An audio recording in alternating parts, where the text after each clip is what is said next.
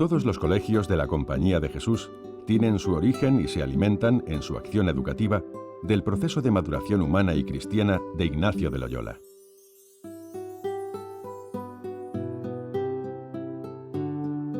En Valencia, la presencia de la educación jesuita se remonta al siglo XVI, en el antiguo Colegio de San Pablo, actual Instituto Luis Vives, enfrente de la Estación del Norte. Este colegio va a perdurar hasta 1773, momento en el que se suprime la Compañía de Jesús en España y el colegio pasa al Estado, que hasta hoy lo conserva de su propiedad.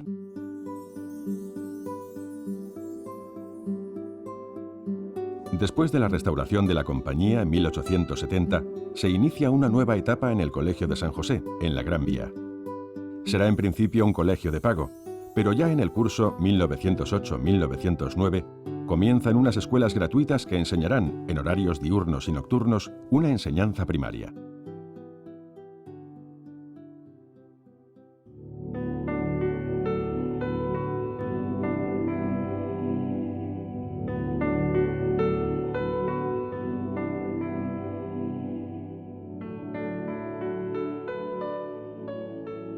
Bueno, las escuelas surgieron de una idea de interés social en el rector que era entonces, en el año 1908, el padre José María Belda.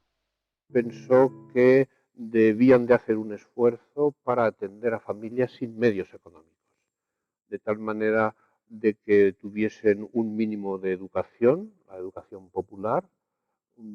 Consiguieron incluso en las instalaciones mismas del colegio y después construyendo aulas, digamos que cada año se construían algunas con esa ilusión de poder atender a niños sin recursos. Había un buen número de gente en la barriada, era gente de un nivel social, de obreros y trabajadores, gente así humilde, de economía muy débil, que hubieran tenido el gusto de tener la educación que daban los jesuitas, pero que no disponían de medios para poder meterse como alumnos en el colegio.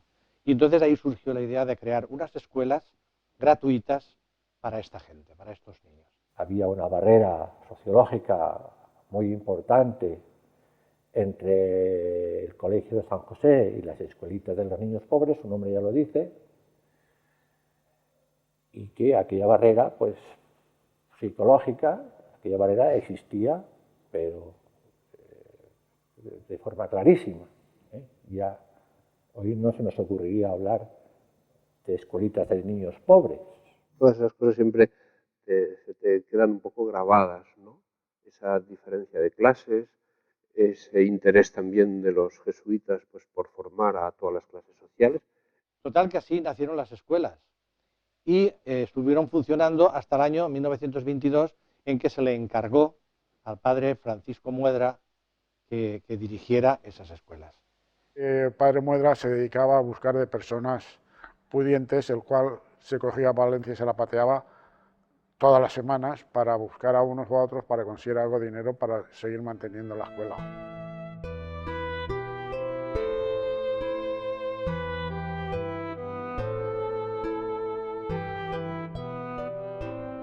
Después surgió la idea de que esos chicos, esos niños sin recursos, que también se les pudiese asegurar el tener una formación para el trabajo, para el empleo. En octubre de 1946 nacen las Escuelas Profesionales San José, con la inauguración de un sencillo taller de mecánica, sala de dibujo y otra para clases teóricas.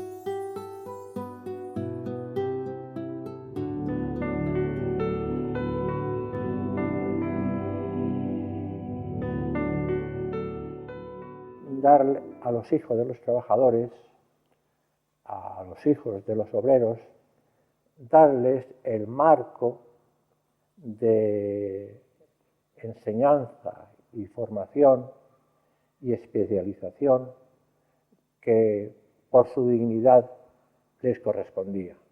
Y de hecho, pues lo que era simplemente escuelas primarias, pues se convirtieron en escuelas de aprendices, que sería los inicios de una escuela profesional, serían unas escuelas como de aprendices para distintos oficios. En el fondo la idea era prepararles para que pudiesen tener una mínima cualificación profesional y encontrar un buen trabajo.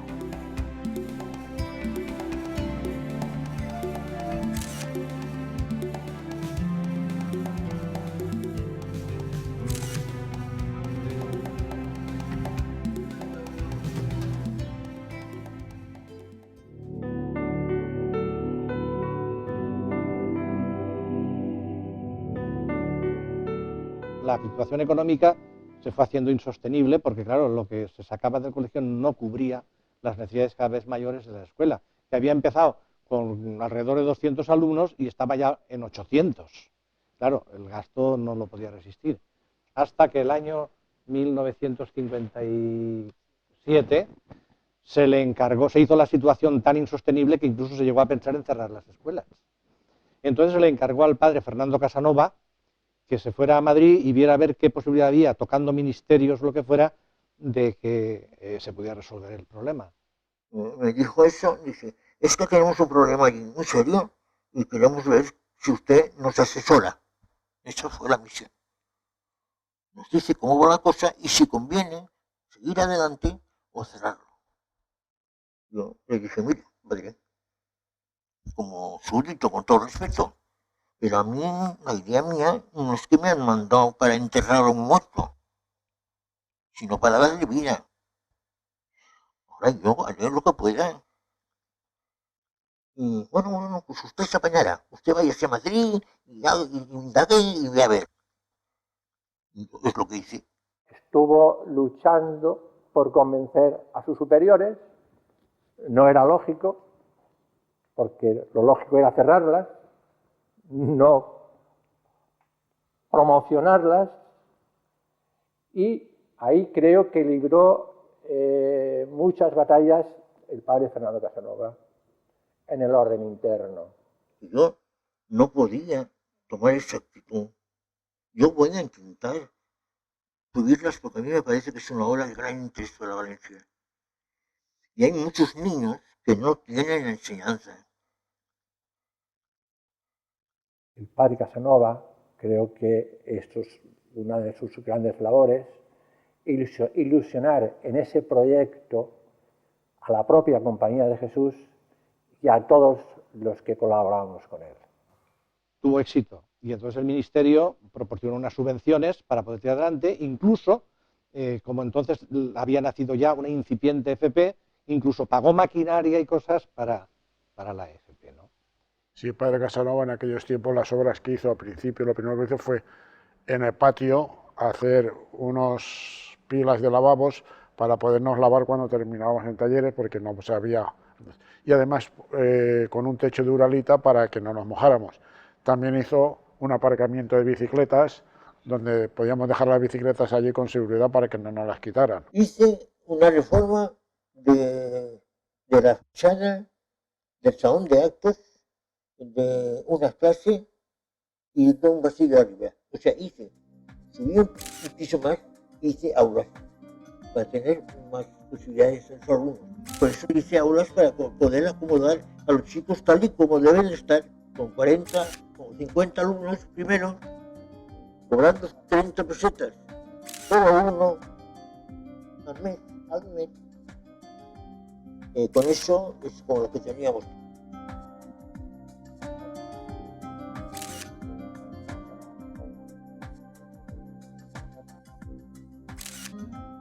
¿Ves? Esta es una fotografía del colegio y de las escuelas.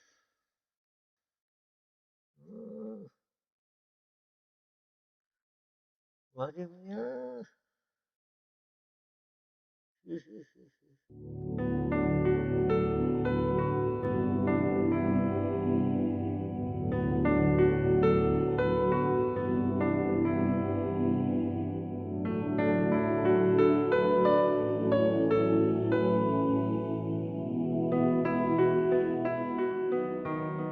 Pues nada, vino la riada e inundó, como bien se sabe, toda Valencia, y la escuela concretamente, se libró. Se libró. O sea, por la Gran Vía Fernando Católico, yo estaba precisamente viendo el río, a mediodía, cuando llegó la gran riada, porque por la noche anterior había habido una primera riada, y nos fuimos, de la orilla del río, nos fuimos retrocediendo por la Gran Vía, hasta las escuelas. Lo que hice es cerrar las escuelas para poder atender a los damnificados.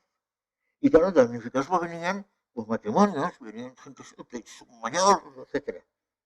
Y entonces los alojé en nuestro salón de actos. La escuela estuvo cerrada por lo menos una semana o 15 días, porque tanto el salón como las clases estaban ocupadas por personas, por los damnificados. Y bueno, entonces colaboramos bastante con la riada del año 57. El padre Casanova se movió mucho por las iglesias y por amistades para conseguir ropas y comida. Entonces sí, se consiguió bastante. Allí les di alojamiento.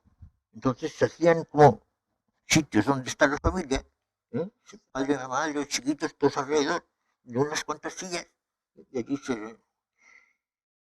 Bueno, había muchas necesidades, porque yo la primera noche, lo más urgente era darles un abrigo, porque estaban gritando. Y yo necesito por lo menos 400 mantas, porque esta gente viene muy de esto, entonces se me dan las mantas para que se abriguen. Y yo digo, vengo a ver si ustedes me pueden ayudar, que no hay nadie que me pueda ayudar. Y él me dijo, pues sí, muy bien. Me hizo una autorización para que yo sacara de intendencia y sacara lo que yo había pedido, 400 mantas.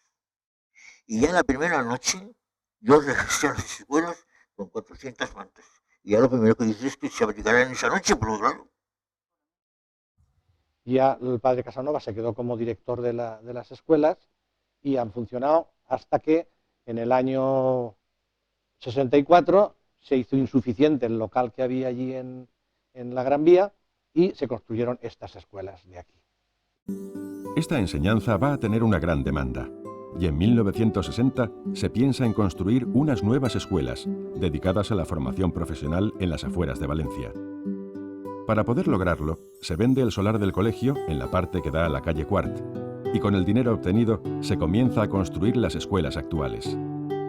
Las clases dieron comienzo en el curso 1964-1965.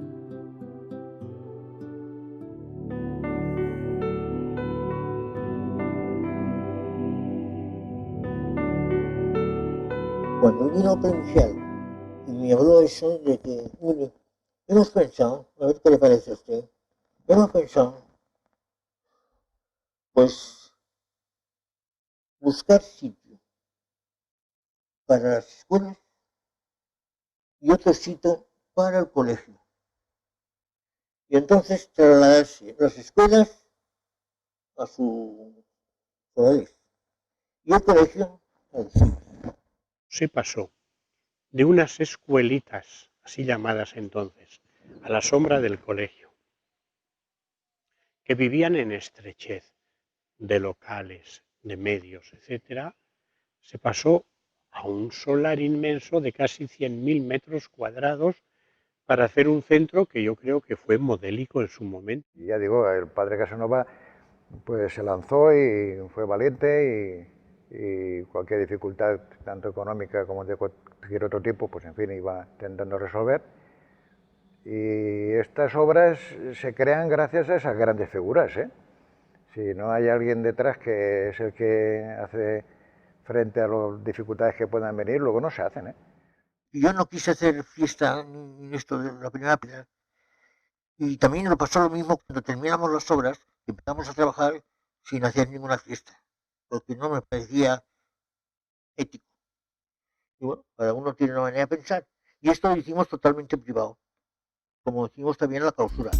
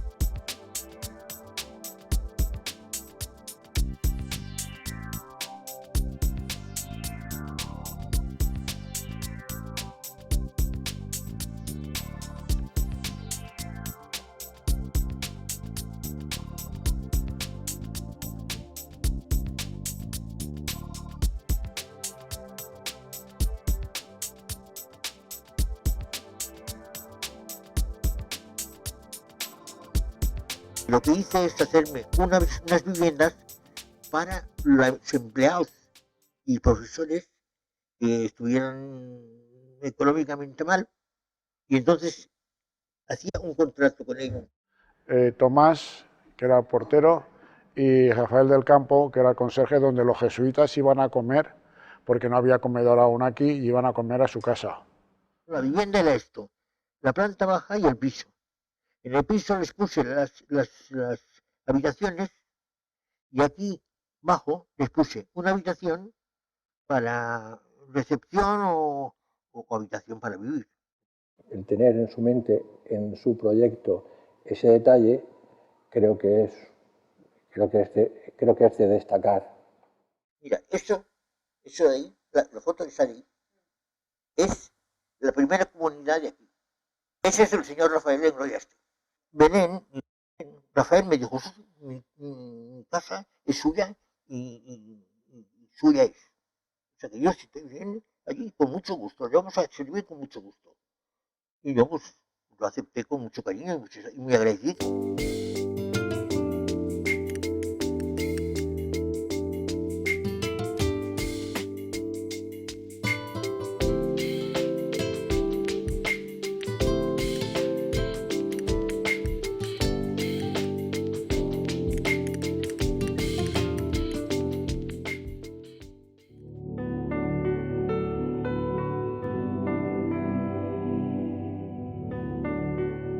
A través de los campos venía una riada fuerte desde allá hasta aquí, hasta el mar, pero claro, atravesando todo esto.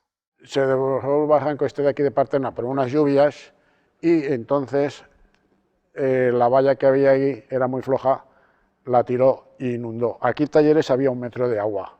Yo estuve precisamente achicando agua con una bomba que nos facilitaron los bomberos de Valencia, de gasolina, en el pabellón central, en los sótanos del comedor, 3 días y 3 noches sacando agua. El padre Casanova se acuerda mucho de eso y nos lo recordaba siempre, por lo menos a mí me decía que estaba muy agradecido por eso.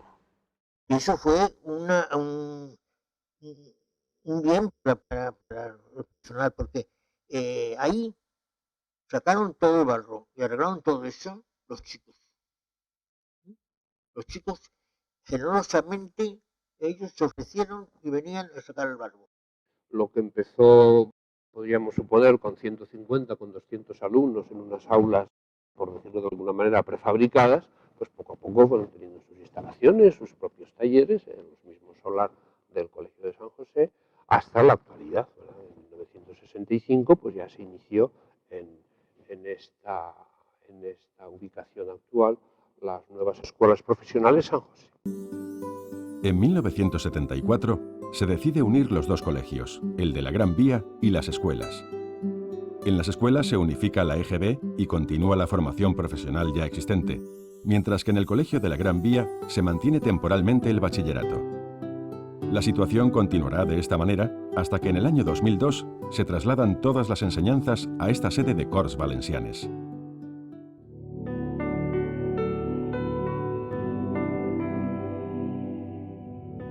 En el 1975 se ve la conveniencia de que, no se veía razón de que en Valencia hubiera 2 colegios de jesuitas al mismo tiempo impartiendo las mismas cosas, ¿no? Y entonces se pensó en la fusión. Y entonces se fue haciendo, como hemos comentado antes, la primera etapa de EGB pasó aquí a las escuelas, se construyó aquí lo necesario para poder albergar a esos alumnos, y así poco a poco pues, el colegio fue dejando de ser colegio con docencia para otras actividades que tiene la provincia allí. La fusión en realidad fue solamente de la primera etapa de EGB, es decir, de primero a quinto, que pasaron en bloque aquí. Pero a partir de ahí ya no hubo fusión, sino que hubo extinción. Es decir, que los alumnos que estaban ya aquí de quinto pasaban a sexto, entonces se suprimía el sexto de allá, porque ya no tenía alumnado que subiera. Y al año siguiente los de séptimo y así sucesivamente hasta el total de total. Desde el primer momento hubo un doble temor. El temor de los que estaban en la Gran Vía Fernando el Católico era el temor a venir aquí, a un sitio nuevo, desconocido, donde había otros, donde había otra perspectiva social. Entonces, yo creo que había una cierta dosis de temor. Mientras que es curioso, los que estaban aquí, estaban en su casa, por así decir, tenían el temor de que los que venían de allá iban a imponerse más. Desde el año 75, antes era más porque solo éramos 1.200, no llegaba a los 1.500, pero cuando ya vinieron, se juntó el Colegio San José, que vinieron a parar aquí, entonces ya éramos 2.000. Esta unión, o fusión como se la llamó, no fue fácil y encontró muchas dificultades por parte de algunos jesuitas, padres de alumnos y profesores, tanto del colegio como de las escuelas. En el fondo se pretendía la unión de dos clases sociales e incluso de dos mentalidades, y había una larga historia de desencuentros que hubo que superar. Aunque, una vez decidida y llevada a término la fusión, las dificultades iniciales fueron cediendo paulatinamente. La zona deportiva, no sé si os acordáis vosotros, que había una especie de... No se terminó, se hizo pero no se terminó. Luego se tuvo que derribar porque era peligro también, de que se fuese abajo. Que se fuese abajo todo.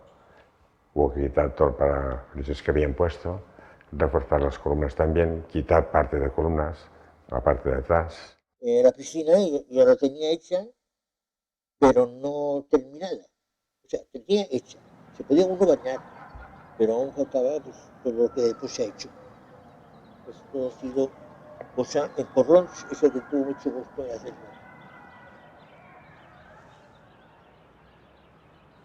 Tenía mucha profundidad. Se gastaba mucha agua caliente, cosas para limpieza, en una profundidad tan grande. Ahora se dejó, eso es la primera parte de la piscina. Se levantó y se dejó a 2 metros por una parte y 1,30 por la otra. Siempre estamos en obras.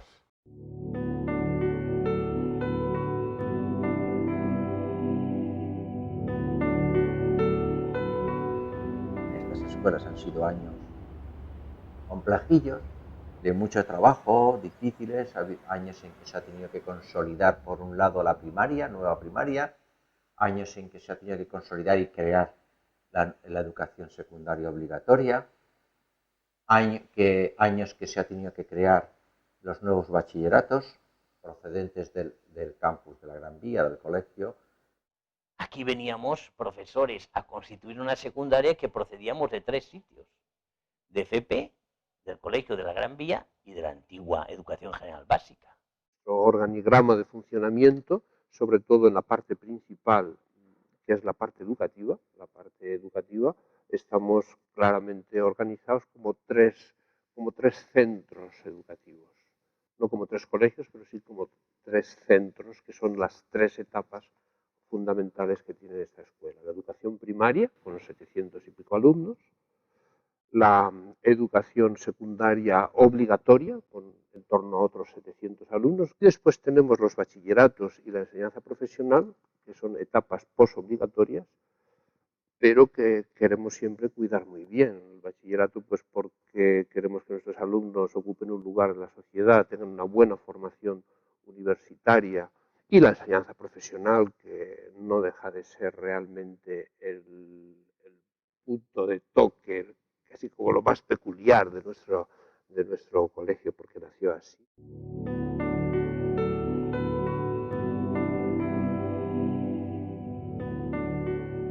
La primaria tiene 6 cursos, en cada curso tenemos 5 líneas. Tiene un total de 30 unidades, va a seguir redondeando unos 750 líneas.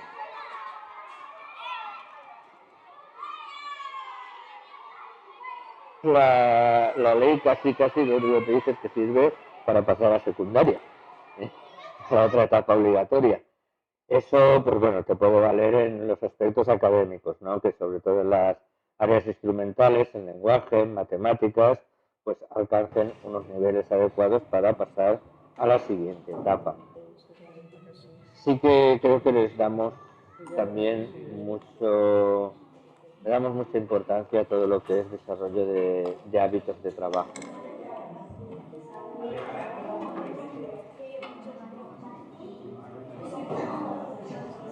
los primeros años intenté dar algunas clases, pero que con el volumen de niños y de familias que hay aquí, pues se me hizo imposible. Yo desde el primer momento lo que me propuse es crear un buen ambiente entre el profesorado. Era mi prioridad. Porque yo tenía la idea de que si trabajas con gente que se lleva bien, que se ilusiona por lo que está haciendo y está dispuesta a colaborar, lo demás es fácil de organizar, ¿no?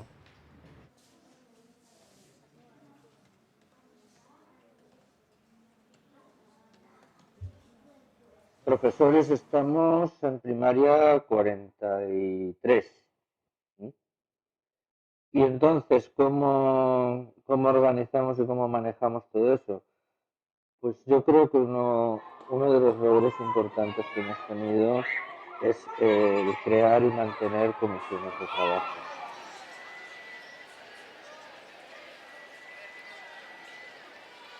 En primaria la gente va contenta a clase. No sé si me equivoco. Es decir, vienen al colegio y son felices. Sí, y son felices y se les ve que disfrutan. Son felices.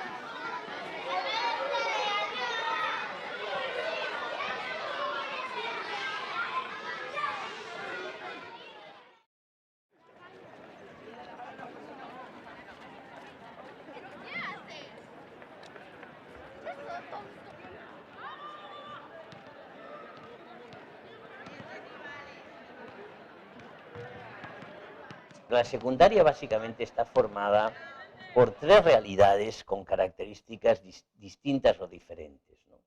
En primer lugar está la educación secundaria obligatoria, la ESO. Bueno, esto es una realidad con unas características particulares y singulares.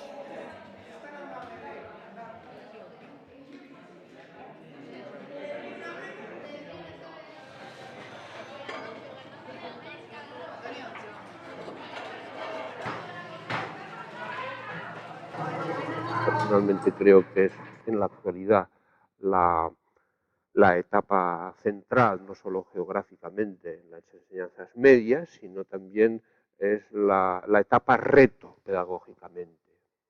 Luego hay una comisión de atención a la diversidad porque creo que es otro de los aspectos en que ahora las escuelas están pegando fuerte, el querer dar atención a los nanos que por cualquier dificultad pues no pueden seguir el ritmo ordinario.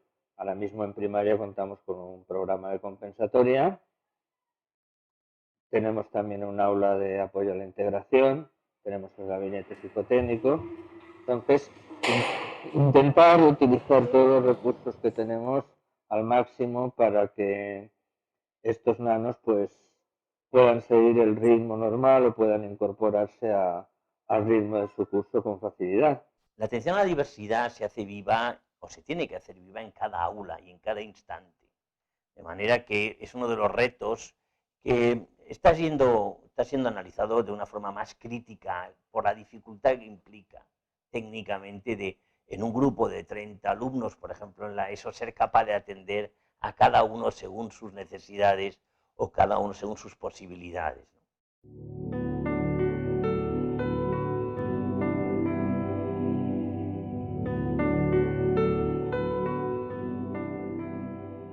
Las actividades preescolares las organizamos junto con la Asociación de Padres. Entonces ahí yo te diría dos bloques de actividades preescolares, las que son más bien deportivas, pues desde los deportes clásicos, de fútbol, fulbito, hockey, etcétera, y luego las que tienen pues un fondo más cultural, ¿no? Como pueden ser pues ajedrez o actividades plásticas o inglés para los pequeños. Pues el centro juvenil es la estructura que engloba pues, todo lo que son actividades de tiempo libre aquí en el colegio. Engloba tanto, como ves aquí, actividades de tiempo libre, como veis aquí lo que es el deporte paraescolar, engloba también grupos de teatro, la propia escuela de monitores que acabo de citar y demás actividades que engloba también, todo lo que englobe todo lo que tiene que ver con el tiempo libre del colegio. Veo que los chavales han conocido el deporte aquí en ATL y hemos conseguido que el chaval vea como el deporte pues, como una buena salida para su tiempo libre y como algo importante, y el que tengan eso como algo positivo pues lo considero también en cierto modo un logro también del Club ATL.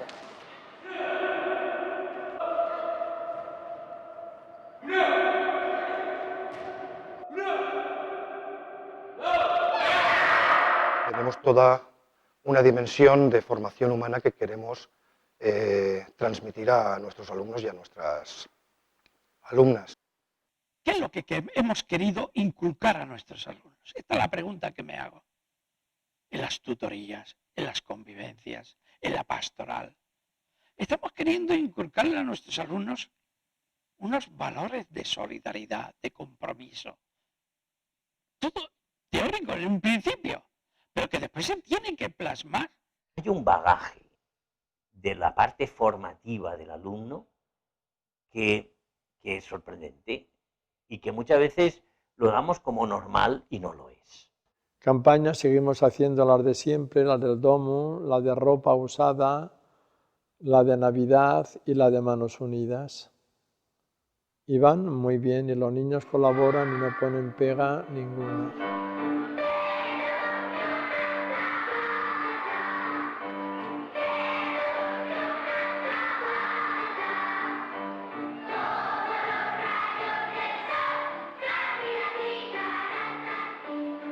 Hemos hecho de todo, ¿eh?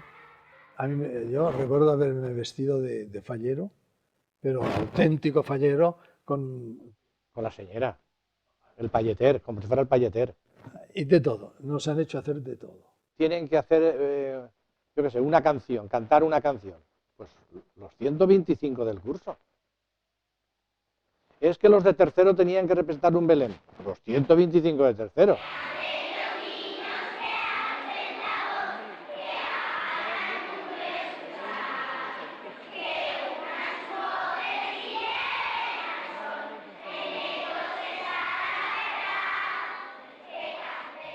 Con lo cual involucrabas a todos los niños, vivían el fenómeno de la Navidad o de lo que fuere, y al mismo tiempo involucrabas a los padres. ¿Por qué? Pues porque si el niño salía, los papás venían.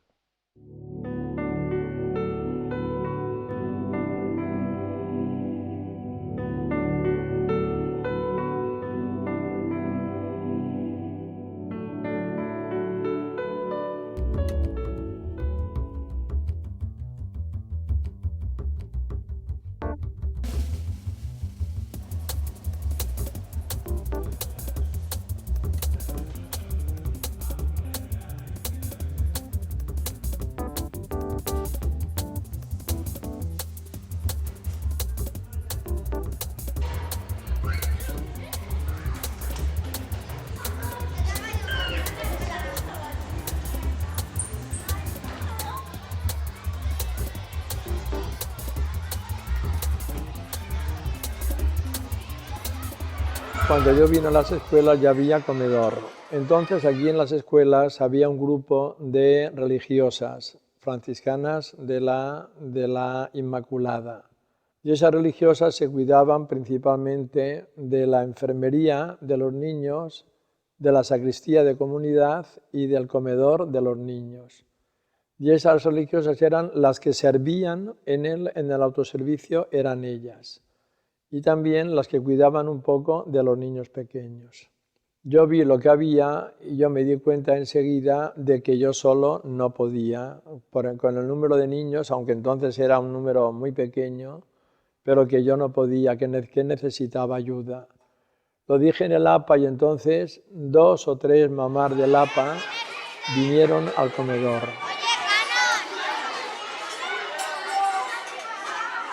Fue naciendo la idea, oye, pues esto conviene que lo sepan más madres, a ver si más madres se pueden apuntar, si esto se puede organizar un poquitín mejor, si vamos rodando y no cae siempre todo el trabajo sobre las mismas personas.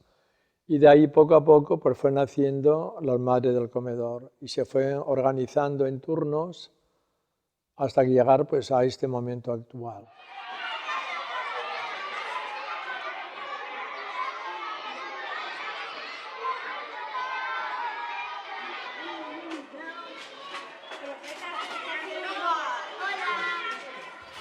son grupos de madres que forman como equipos y se van turnando para venir a echar una mano en el comedor, con lo cual consiguen que el comedor sea más barato, porque la mano de obra es gratis, porque son las mismas mamás, ¿no?, las que sirven, las que recogen las mesas, que limpian, las que atienden a los niños, junto con los profesores, por supuesto. Y entonces eso es una cosa que hay que resaltar, porque tiene mucho mérito. Una de las actividades era venir las madres a ayudar, entre otras cosas, había otras actividades, por supuesto. Entonces yo tenía tiempo y me apetecía también estar, el venir y el poder colaborar y ayudar, y además de ayudar, pues también estabas en contacto con tus hijos y veías pues, los compañeros y tenías otra serie. Y entonces a partir de ahí venía pues un día por semana en el turno que me metieron y estuve viniendo durante todos los años que me estaba activo en la EGB.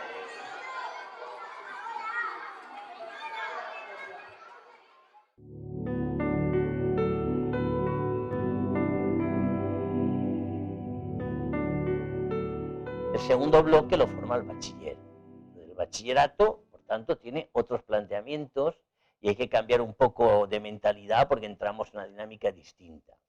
Básicamente queremos formar a personas, hacer que esas personas vayan desarrollando un sentido de vida, vayan creciendo en ese proceso para intentar construir un mundo mejor, más justo. También queremos, pues, pues que estas personas, estos alumnos, desarrollen también todo lo que serían sus capacidades de aprendizaje, que sean buenos estudiantes y sobre todo que se formen en la mejor manera posible para lo que podrán ser los retos que les lleguen en un futuro, ¿no?, en los estudios posteriores ya más de tipo profesional.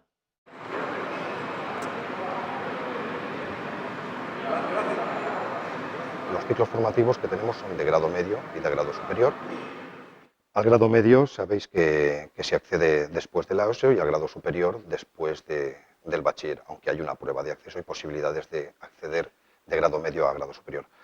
Los ciclos formativos preparan a los alumnos que vienen para desarrollar un trabajo, una profesión en las empresas, lo cual no quita que también aquellos que lo desean de grado superior continuar estudios pueden acceder a carreras técnicas y superiores en las universidades de la comunidad y del Estado. 20 grupos en varias familias profesionales. Tenemos la familia de mecanizado, la familia de electricidad y electrónica, tenemos familia de construcción, mantenimiento electromecánico y administración y finanzas. Y venimos a tener una media de 400 alumnos por curso.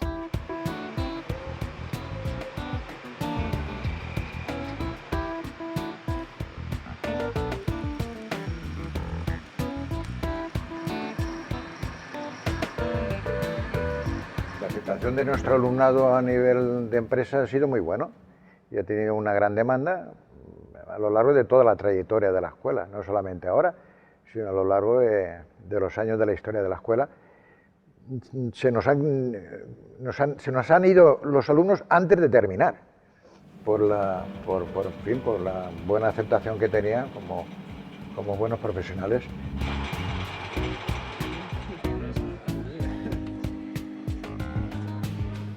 Además, estamos viendo que las empresas nos demandan algo que nosotros sí que podemos ofrecer, que son, además, personas sensibles al entorno social, personas capaces de trabajar en equipo. También está todo el proyecto de lo que llamamos atención a la diversidad, donde se inscriben alumnos con necesidades educativas especiales. En bachillerato no existe por ley adaptaciones ni existe la atención a la diversidad, porque el bachillerato, la ley nos dice que es selectivo y por tanto no implica o no necesariamente hay que asumir que haya que hacer este tipo de cuestiones, aunque evidentemente la sensibilidad no nos la quita nadie. Y la sensibilidad es que en la medida que podamos nuestro bachiller no sea un bachiller cerrado, sino abierto y que dé el mayor número de opciones al mayor número de alumnos.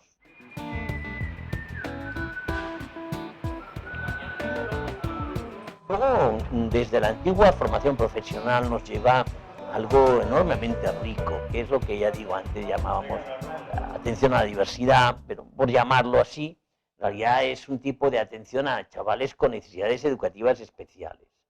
Aquí se presentarían chavales de dos tipos. Por una parte, alumnos, chicos y chicas, con situaciones de minusvalía. Llevan su propio proceso y en principio con sus características y sus rasgos, yo creo que con un proceso de socialización muy bien estructurado y con un proceso de desarrollo de su personalidad y de sus capacidades, pueden acabar realizando algún programa de garantía social o formarse para después poder realizar un oficio.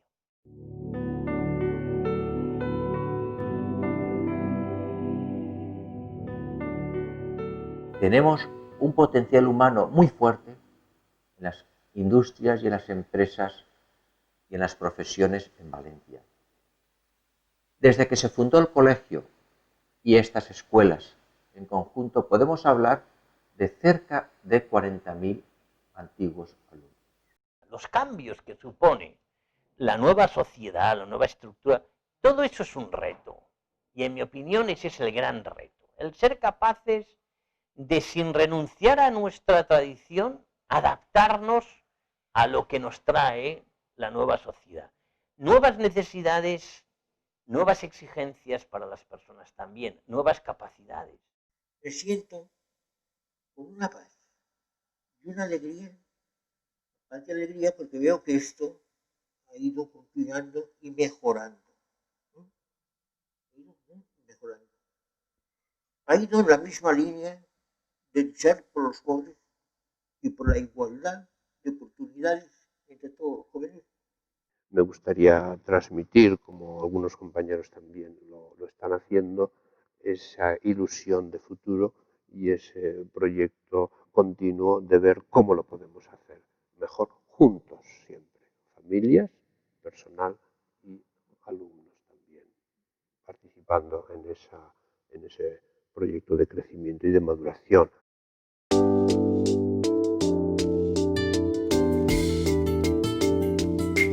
La tarea de educar es una apuesta por la libertad y la verdad. Hombres y mujeres que dan sentido a su vida poniéndola al servicio del bien común y que encuentran en Jesús y en el Evangelio el modelo a seguir, la fuerza y la ayuda necesarias en las dificultades. Hombres y mujeres con los demás y para los demás. Llevar adelante esta tarea es nuestra pasión y permanente desafío. Y a ella nos entregamos en las escuelas cada día.